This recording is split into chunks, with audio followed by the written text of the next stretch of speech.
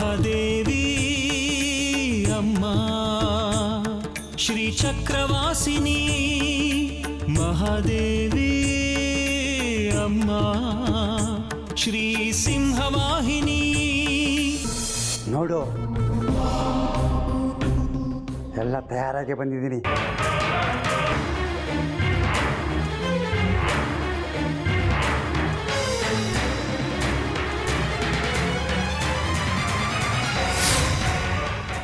ಆಹಾ, ಸಪ್ತಾಹದ ಪೂಜೆ ಮಂಗಳಾರತಿ ಎಲ್ಲ ಪಾಂಗಿತವಾಗಿ ನಡೀತಪ್ಪ. ಇನ್ನು ಪ್ರಸಾದ ವಿನಿಯೋಗ ಒಂದು ಬಾಕಿ, ಅದೊಂದು ಮುಗಿದುಬಿಟ್ರೆ ಮುಂದಿನ ಕಾರ್ಯಕ್ರಮ ಶುರು ಹಚ್ಕೋಬೋದು. ಚಿನ್ನ,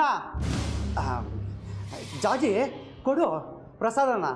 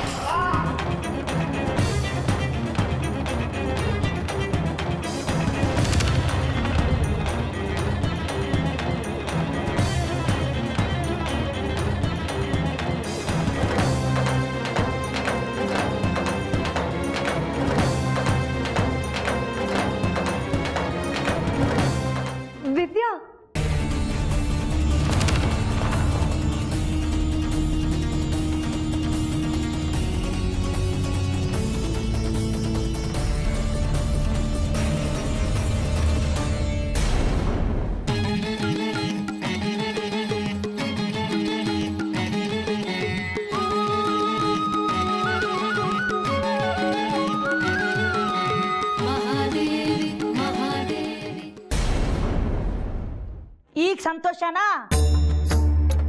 ನಾನು ಹೇಳ್ದೆ ನೀನು ಲಲಿತಾ ಸಹಸ್ರನಾಮ ಹೇಳ್ಕೊಡಕ್ ಬಂದಿದ್ದು ಮುಗಿತು, ನಿನ್ ಪಾಡಿಗೆ ನೀನು ಹೋಗು ಅಂತ. ಯಾಕೆ ಹೋಗ್ತಿ ಹೇಳು? ಒಂದು ವಾರದಿಂದ ಸಪ್ತಾಹದ ನೆಪದಲ್ಲಿ ಮೃಷ್ಟಾನ್ನ ಭೋಜನ ಸಿಗ್ತಾ ಇದೆ, ಇರೋದಕ್ಕೆ ಆಶ್ರಯ ಸಿಗ್ತಾ ಇದೆ. ಹೆಂಗೂ ವಾರದ ಕಾಲ ಕಳೀತಲ್ಲ, ಗುರುತು ಪರಿಚಯ ಇಲ್ದವರೆಲ್ಲ ಒಕ್ಕರ್ಸ್ಕೊಂಡ್ಬಿಡ್ತಾರೆ.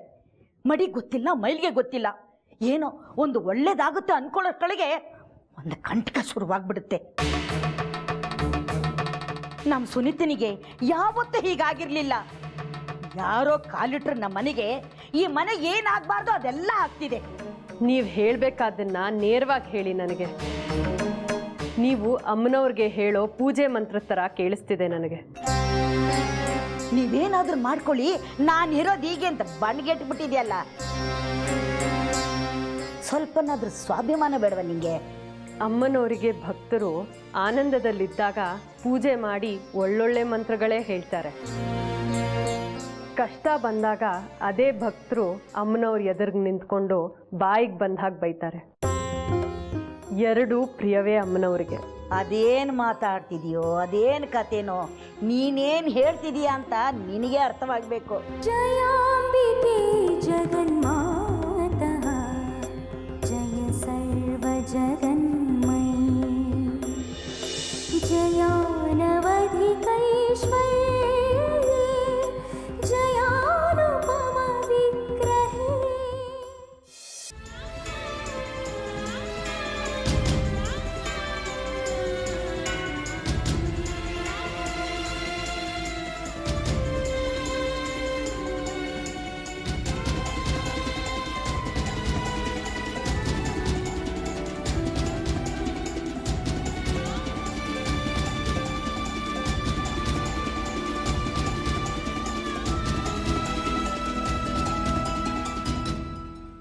ಏನಾಯ್ತು ಸುನೀತಾಗೆ?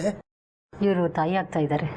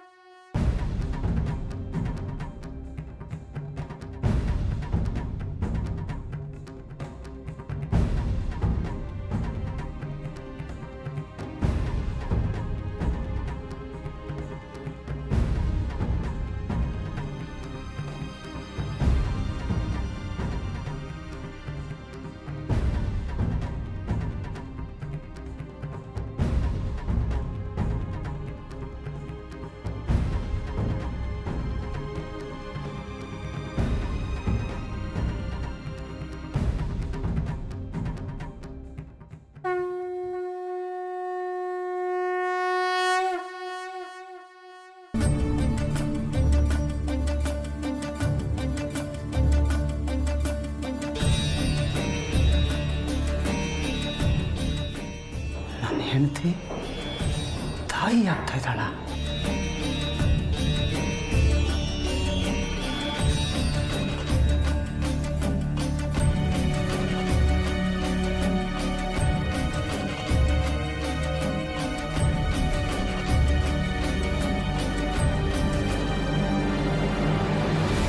ಟೀಚರ್ ಅಮ್ಮ, ಎಂಥ ಪವಾಡ ಆಯಿತು ಗೊತ್ತಾ? ಸುನೀತಾ ಚಿಕ್ಕಮ್ಮ ತಾಯಿ ಆಗ್ತಿದಾರಂತೆ. ನೀನು ಬಚಾವಾದೆ ಅಲ್ವಾ? ಎಲ್ಲ ಮಹಾತಾಯಿ ಮಹಿಮೆ. ಇನ್ನು ಏನೇನು ನಾಟಕ ನಡಿಬೇಕೋ ಏನೋ. ಇಷ್ಟಕ್ಕೆ ಸಂಭ್ರಮ ಪಡೋ ಹಾಗಿಲ್ಲ. ಯಾಕೆ? ಇನ್ನೇನಾಗಬೇಕು?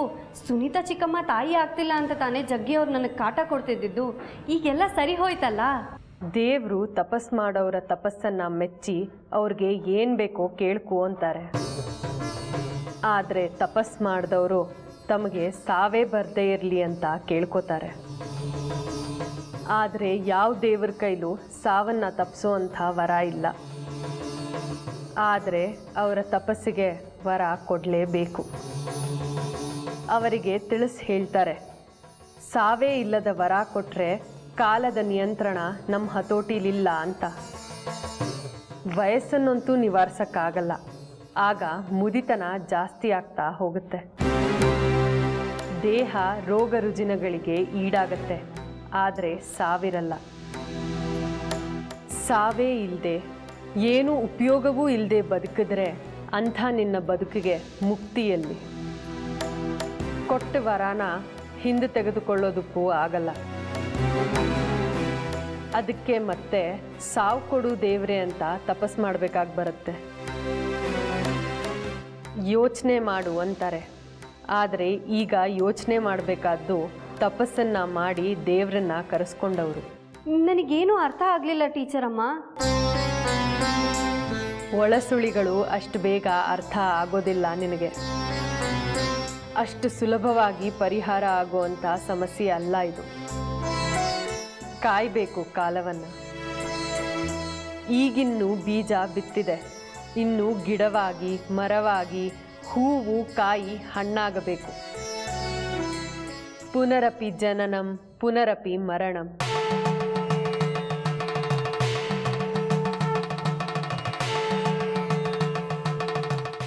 ಈಗ ಸದ್ಯಕ್ಕೆ ನಿನಗೆ ನೆಮ್ಮದಿಯಾಗಿದೆ ಅಲ್ವಾ? ಹೋಗಿ ಲಲಿತಾ ಸಹಸ್ರನಾಮನ ಸ್ಮರಿಸ್ಕೊ. ಆಯಿತು ಟೀಚರ್ ಅಮ್ಮ.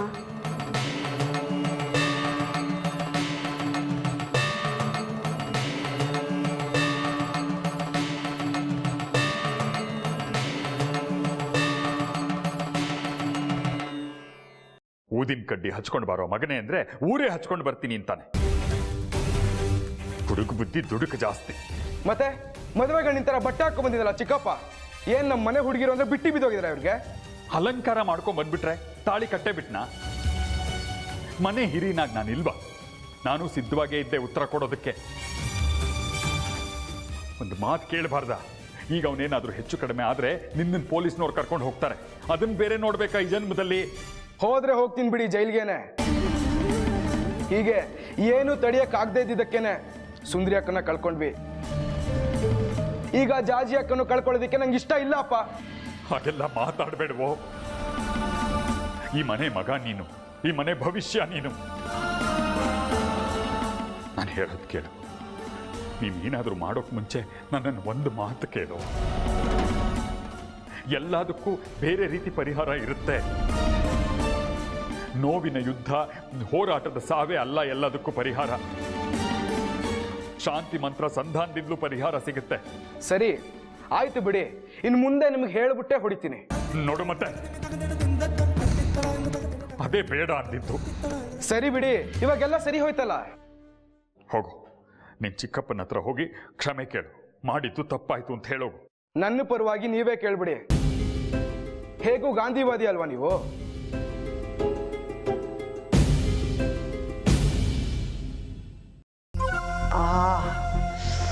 ಅಬ್ಬಾ,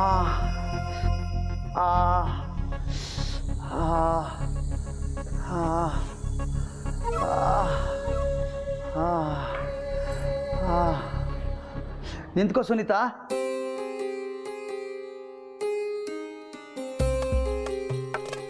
ನನಗೆ ಮಕ್ಕಳಾಗೋದಕ್ಕೆ ಸಾಧ್ಯನೇ ಇರಲಿಲ್ಲ ಅಲ್ವಾ? ನಿನ್ನ ಹೊಟ್ಟೆ ಮೇಲೆ ನಾನೇ ಒದ್ದು ನಿನ್ನ ಗರ್ಭಕೋಶ ಹಾಳಾಗಿತ್ತಲ್ವಾ? ಈಗ ಹೇಗೆ ನಿನ್ನ ಗರ್ಭವತಿ ಆದೆ? ಹೇಗೆ ಇದು ಸಾಧ್ಯ ಆಯಿತು? ಹೇಗೆ ಸಾಧ್ಯ ಅಂದರೆ ನಾನು ಹೆಣ್ಣು, ನನಗೆ ಮಗು ಆಗದೆ ನಿಮ್ಗೆ ಆ ಮಗು ಆಗುತ್ತೆ. ಈ ಪ್ರಶ್ನೆನ ಹೊರಗಡೆ ಎಲ್ಲೂ ಕೇಳಬೇಡಿ, ನಿಮ್ಮನ್ನ ಪೆದ್ದು ಅಂತ ಅನ್ಕೋತಾರೆ. ಇಂಥ ಸಂದರ್ಭದಲ್ಲಿ ತಮಾಷೆ ಮಾಡಬೇಡ. ನಾನು ಏನು ಕೇಳ್ತಾ ಇದ್ದೀನಿ ಅಂತ ನನಗೂ ಗೊತ್ತು, ನಿನಗೂ ಗೊತ್ತು. ನಿನಗೆ ಮಗು ಆಗೋಕೆ ಹೇಗೆ ಸಾಧ್ಯ? 3 ತಿಂಗಳಾದ್ಮೇಲೆ ಹೊಟ್ಟೆ ಉಬ್ಬುತ್ತೆ, 9 ತಿಂಗಳಷ್ಟೊತ್ತಿಗೆ ಮಗು ಬೆಳೆದಿರುತ್ತೆ, ಹೊಟ್ಟೆ ನೋವು ಬರುತ್ತೆ, ಆಸ್ಪತ್ರೆಗೆ ಹೋದರೆ ಮಗು ಆಗುತ್ತೆ. ನಾಟಕ ಬೇಡ, ನನ್ನ ಬಾಯಿಂದ ಕೆಟ್ಟ ಕೆಟ್ಟ ಮಾತು ಬರೆಸ್ಬೇಡ. ಮಗುವಿನ ತಾಯಿ ಆಗ್ತಾ ಇದೀಯಾ. ಇಂಥ ಸಂದರ್ಭದಲ್ಲಿ ನಾನು ಕೆಟ್ಟ ಕೆಟ್ಟ ಮಾತುಗಳನ್ನು ಆಡಿದ್ರೆ ಮಗು ಮೇಲೂ ಪರಿಣಾಮ ಬೀರುತ್ತೆ. ಅದಕ್ಕೆ ನಾಜೂಕಾಗಿ ಕೇಳ್ತಾ ಇದ್ದೀನಿ, ಹೇಳು ಸುನೀತಾ, ನಿನಗೆ ಮಗು ಹೇಗೆ ಸಾಧ್ಯ? ಒಲೆ ಮೇಲೆ ಹಾಲಿಟ್ಟಿದ್ದೀನಿ, ಅದು ಕುದ್ದು ಹೋದರೆ ಅದಕ್ಕೂ ಬೈತೀರ.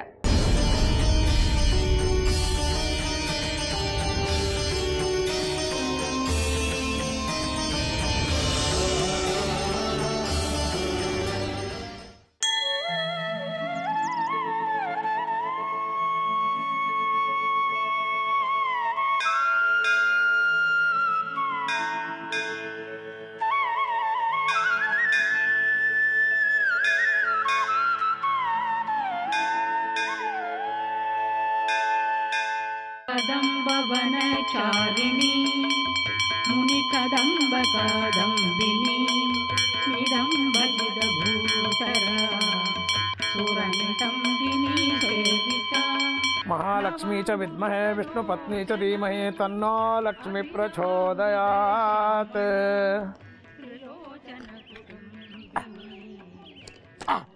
ತಗೊಳ್ಳಯ್ಯ ಪಂಚಾಕ್ಷರಿ, ಇವತ್ತು ಸಿಹಿ ಪ್ರಸಾದ. ಸಕ್ಕರೆ ಸ್ವಲ್ಪ ಜಾಸ್ತಿನೇ ಹಾಕಿದಾನೆ ಶೇಖ್ರಿ. ಅಯ್ಯೋ ಬೇಡಪ್ಪ, ಸಿಹಿ ಈಗ ತಾನೆ ಆ ಪುರುಷೋತ್ತಮ ಬೇಡ ಬೇಡ ಅಂತಂದ್ರು ಬಾಯಿ ತುಂಬಾ ಸಿಹಿ ಹಾಕೋದ. ತಿನ್ಲಾರ್ದೆ ತಿಂದೆ, ವಾಕರ್ಕೆ ಬರ್ತಾ ಇದೆ. ನನಗೂ ಕೊಟ್ಟೋದ, ತಾನು ತಂದೆ ಆಗ್ತಿದ್ದೀನಿ ಅಂತ. ಅಂದಂಗೆ ಜಗ್ಗಿನೂ ತಂದೆ ಆಗ್ತಾ ಇದ್ದಾನಂತೆ. ಅಲ್ರಿ ಗುಂಡಾಚಾರಿ, ಈ ಮುಂಚೆ ಜಗ್ಗಿ ಅವನ ಹೆಂಡತಿ ಗರ್ಭಕೋಶ ಹಾಳಾಗಿದೆ, ಇನ್ ಮುಂದೆ ಮಕ್ಕಳಾಗಲ್ಲ, ಹಾಗೆ ಹೀಗೆ ಅಂತ ನನ್ ಮುಂದೆ ಹೇಳಿದ್ದ ಅಲ್ವಾ? ನನಗೂ ಬಂತು ಸಂದೇಹ, ಒಳಗೊಳಗೆ ಕೊರಿತಾ ಇತ್ತು. ಆದ್ರೆ ಈ ವಿಷಯನ ಜಗ್ಗಿ ಹತ್ರ ಹೇಗೆ ಕೇಳೋದು?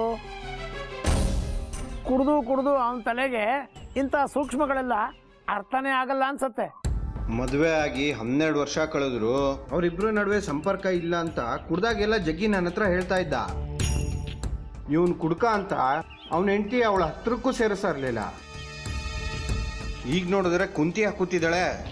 ಅದ್ಯಾವ ಕಾರಣ ನೆತ್ಕೊಡ್ತಾಳೋ ನಮ್ಮ ಜಗ್ಗಿಗೆ. ಮಾಡಿದವ್ರು ಪಾಪ ಆಡಿದವ್ರ ಬಾಯಲ್ಲಿ ಅನ್ನೋ ಹಾಗೆ. ನಮಗೆ ಯಾಕೆ ಅಂದಂಗೆ ಒಂದು ಕೆಲಸ ಮಾಡು, ನಿನಗೆ ಇನ್ನೊಂದು ಸ್ವಲ್ಪ ಪ್ರಸಾದ ಬೇಕಾದ್ರೆ ಆಮೇಲೆ ಬಂದು ಇಸ್ಕೊಂಡು ಹೋಗು. ಇನ್ನೂ ಪ್ರಸಾದನ ಬೇಡ ಮರೆಯ, ಈಗಲೇ ಬಾಯಿ ವಿಪರೀತ ಸಿಹಿಯಾಗಿ ವಾಕರ್ಕೆ ಬರ್ತಾ ಇದೆ. ಸರಿ, ನನಗೆ ಸಮಯ ಆಗ್ತಾ ಇದೆ, ನಾನು ಇನ್ನು ಬರಲಾ? ಆಯ್ತು.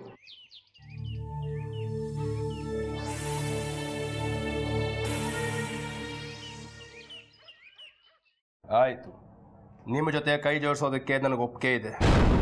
ಆದರೆ ಒಂದು ಷರತ್ತು. ಹೇಳು, ಆಗೋದಾದ್ರೆ ಮಾಡೋಣ. ನನಗೆ ಜಾಜಿ ಬೇಕು. ಜಾಜಿ ಅಂತ 100, 1000 ಯಾರೂ ಮುಡ್ದಿರೋಂಥ ಹೊಸ ಹೂಗಳು ಬೇಕು. ಸಿಗತ್ತಾ ನನಗೆ? ಅಯ್ಯೋ ಹುಚ್ಚಪ್ಪ, ಎಷ್ಟು ಹೇಳಿದ್ರು ನಿನಗೆ ತಲೆಗೆ ಅರ್ಥನೇ ಆಗ್ತಾ ಇಲ್ವಾ ನಿನಗೆ? ಶ್ರೀಚಕ್ರ ನಮ್ಮ ಕೈವಶವಾದ್ರೆ ಇಡೀ ಜಗತ್ತೇ ನಮ್ಮ ಪಾಳೆ ಪಟ್ಟೆ.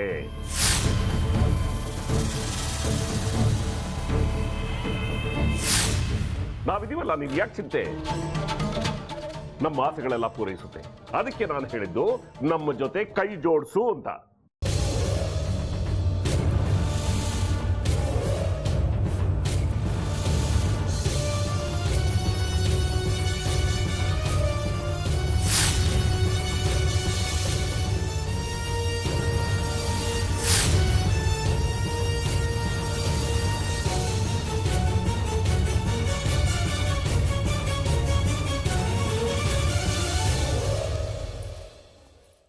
ಇವತ್ತಿನಿಂದನೇ ಉತ್ಸವ ಪ್ರಾರಂಭ ಆಗುತ್ತೆ. ಕಾಲರುದ್ರ ಕಡಕಿ. ನಾಳೆಯಿಂದ 24 ದಿವಸ ಮಂಡಲ ಪೂಜೆ. ಆಮೇಲೆ ಅಮ್ಮನವರಿಗೆ ಕಂಕಣ ಕಟ್ಟಿಬಿಟ್ರೆ ಅವಳ ಪ್ರಭೆ ದಿನೇ ದಿನೇ ಹೆಚ್ಚಾಗ್ತಾ ಹೋಗುತ್ತೆ. ಕಂಕಣ ಕಟ್ಟೋದಕ್ಕೂ ಮುಂಚೆನೇ ನಾವು ಏನಾದರೂ ಯೋಚನೆ ಮಾಡಬೇಕು. ಯಾವುದೇ ಕಾರಣಕ್ಕೂ ಕಂಕಣ ಕಟ್ಟೋದಕ್ಕೆ ಬಿಡಬಾರ್ದು. ನಾಳೆಗೆ 24ನೇ ದಿವಸಕ್ಕೆ ಶ್ರೀಚಕ್ರೋದ್ಭವ. ಅಮ್ಮನವ್ರು ಬೆಳೆದ್ಬಿಟ್ರೆ ನಮ್ಮ ನಾಶ ಖಂಡಿತ. ನಾವು ಬೆಳಿಬೇಕು ಅಂದರೆ ಆಗಬೇಕು ಅವಳ ನಾಶ.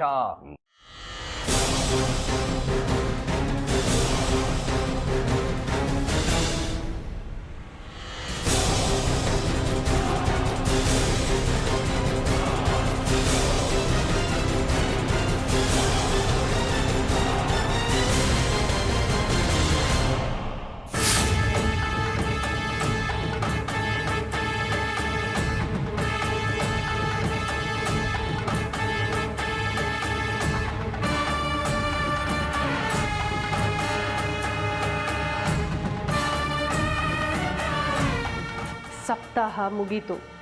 ನಾನು ಬಂದ ಕೆಲಸ ಆಯಿತು. ಇನ್ನು ಬೇರೆ ಕೆಲಸ ಶುರುವಾಗ್ತಿದೆ.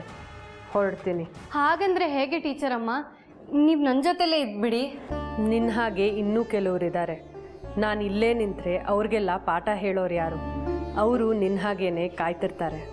ನೀವು ಹೊರಟು ಹೋದರೆ ಭಯ ಆಗತ್ತೆ ನನಗೆ. ನೀವಿದ್ರೆ ನನಗೆ ಏನೇ ಕಷ್ಟ ಬಂದರೂ ಪರಿಹಾರ ಮಾಡ್ತೀರಾ ಅನ್ನೋ ಗಟ್ಟಿ ನಂಬಿಕೆ. ಇಲ್ಲೇ ಇರಿ ಟೀಚರಮ್ಮ. ನಿನ್ನ ಕಷ್ಟಕ್ಕೆ ನಾನು ಯಾವಾಗಲೂ ಇಲ್ಲೇ ಇರ್ತೀನಿ. ನಿನ್ನ ಥರಾನೇ ಬೇರೆಯವ್ರ ಕಷ್ಟನೂ ಬಗೆಹರಿಸ್ಬೇಕಲ್ವಾ?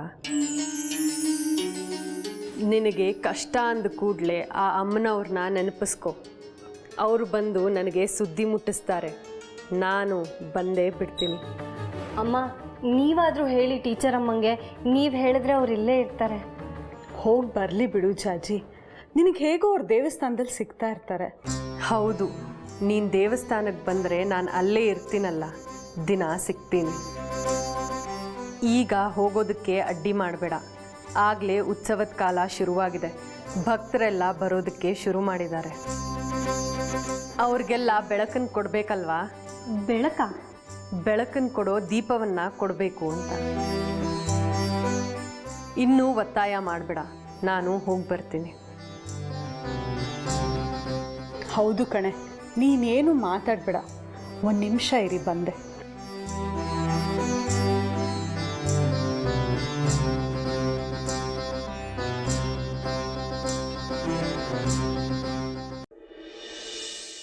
ತಗೋ ಜಾಜಿ.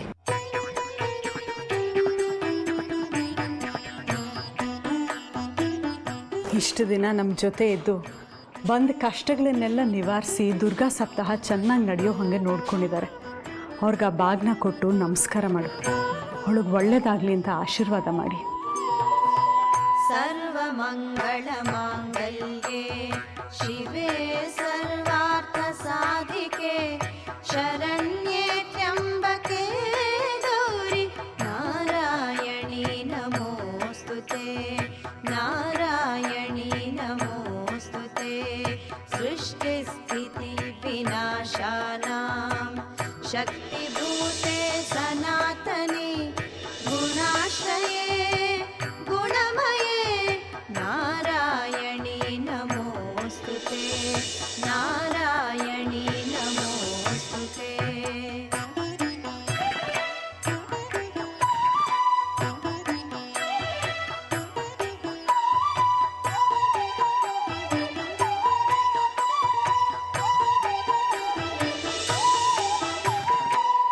ಶರಣಾಗತ ದೀನಾಥ ಪರಿತ್ರಾಣ ಪರಾಯಣೆ ಸರ್ವಸ್ಯಾರ್ತಿ ಹರೇ ದೇವಿ ನಾರಾಯಣಿ ನಮೋಸ್ತುತೆ ನಾರಾಯಣಿ ನಮೋಸ್ತುತೆ.